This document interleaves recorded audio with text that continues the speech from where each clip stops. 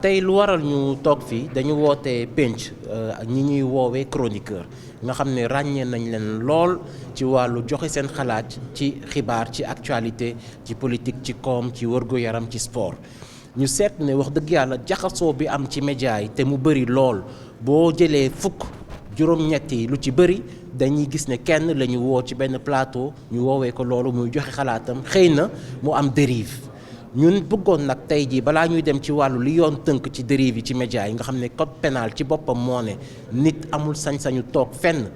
média wala kër tas xibaar wala feneen di sosal moroomu nitam wala di wax loo xam ne day gàllankoor réew mi nu mu mbootaayoo maanaam cohésion nationale loolu code pénal moo ko njëkk réprimer waaye itam ñu gis ne constitution moo joxe liberté d'expression nit ki am na sañ-sañu joxe xalaatam ñu gis ne chronique ci loolu dafa ñëw nekk liggéey boo xam ne ci wàllu taskatu xibaar moo li gën a am solo ndax da ngay am xam-xam ci wàllu xibaar lu mu doon waaye itam nga am xam-xam ci ponk bi nga xamante ni moom lañ la laaj nga joxe ci sa xam-xam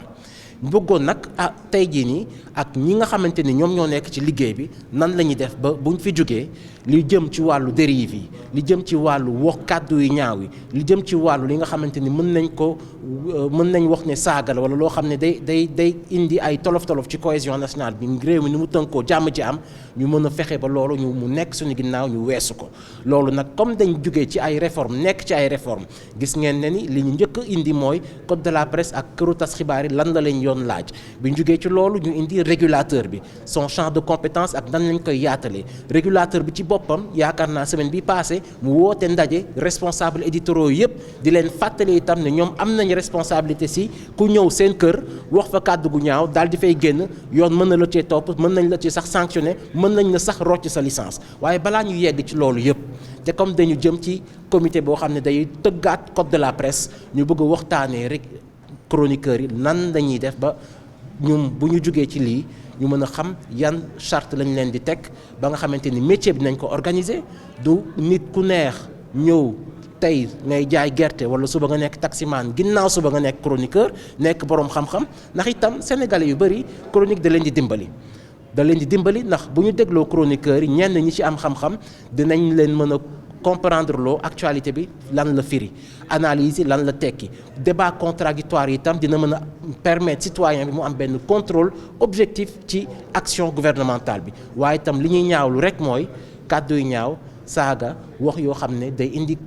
instabilité ci réew mi wax yoo xam ne itam buñ ko waxee mën na indi désinformation wala yoon mën la cee topp looloo waraloon ndaje bi ñu ndaje boo xam ne nag wax dëgg yàlla woon nañ ci acteur des médias yëpp régulateur bi ñëw ñi ci ëpp ci mbootaay bi sax mooy régulateur yi ñoom seen biir mooy chroniqueurs yi ñoom seen biir ndax ñu ci bëri ci ñoom dañuy ñaawlu nan la ñenn ñi di ñëwee di yàqee seen i der ci wàllu chronique ndax jàpp nañ ne ñu ci bëri li ñuy def du chronique. Pouvez-vous revenir un peu sur l'objet de la rencontre de ce matin? La rencontre d'aujourd'hui est une continuité des travaux que nous avons déjà initiés. En guise de rappel pour les dispositions du Code de la presse que les médias généralement doivent respecter, mais aussi des travaux qui ont été menés avec et par le régulateur sur les réformes vis-à-vis du champ de compétences du régulateur et la dernière rencontre que le CNRA a organisée pour rappeler les dispositions obligatoires liées aux conventions et aux cahiers des charges que les médias doivent respecter. Dans le même sillage, aujourd'hui nous avons tenu à avoir des discussions sérieuses avec ceux que l'on appelle des chroniqueurs, qui sont dans les médias, dans des médias qui peuvent être conformes avec la législation ou pas, et qui souvent occupent une place importante vis-à-vis de l'opinion qu'ils véhiculent, de l'analyse qu'ils donnent, et qui doivent être arrimés aux normes de déontologie et éthique qui régissent les médias. Et de ce point de vue, la discussion a porté sur 2 ou 3 points. Devons-nous aujourd'hui donner un statut particulier à ceux que nous appelons chroniqueurs au regard des éléments saillants et des dispositions obligatoires qui régissent le travail du journaliste? Doit-il être journaliste d'abord? Doit-il ensuite avoir une spécialisation dans le domaine intellectuel sur lequel il intervient? Devons-nous créer un ticket d'entrée? Et ceux qui occupent aujourd'hui l'espace et qui ont une renommée certaine, comment devons-nous légiférer dans leur sens vis-à-vis de la valorisation de leur travail et vis-à-vis même de la validation des compétences ou des acquis qu'ils ont? Ça, c'est un premier palier. Le deuxième palier, et pas des moindres, c'est comment garantir naturellement ce travail qui constitue un acte qui est un peu le summum de l'élite du journaliste, parce qu'il doit être un expert dans son champ de compétences et maîtriser les rouages de la diffusion de l'information, mais garantir toujours le respect des principes d'éthique et de déontologie et garantir le respect des normes qui régissent la cohésion sociale, à savoir les critères de Rabat qui préviennent tout ce qui est lié au discours de haine. Ça, c'est un palier. En mettant de côté la prévention sur les discours de haine, il y a aussi le travail important qui doit être mené vis-à-vis de la prévention de la désinformation. Parce que notre volonté en tant que responsable du cadre normatif qui encadre le secteur des médias, c'est d'arriver à un niveau de responsabilité tel que nous ne serons plus obligés de faire des rappels à l'ordre ou de faire appliquer les dispositions du Code de la presse qui, lui, stipule que, effectivement, diffuser de fausses nouvelles ou porter atteinte à l'intégrité morale ou à la dignité d'une personne ou d'une organisation constitue des délits ou des crimes pénalement répréhensibles.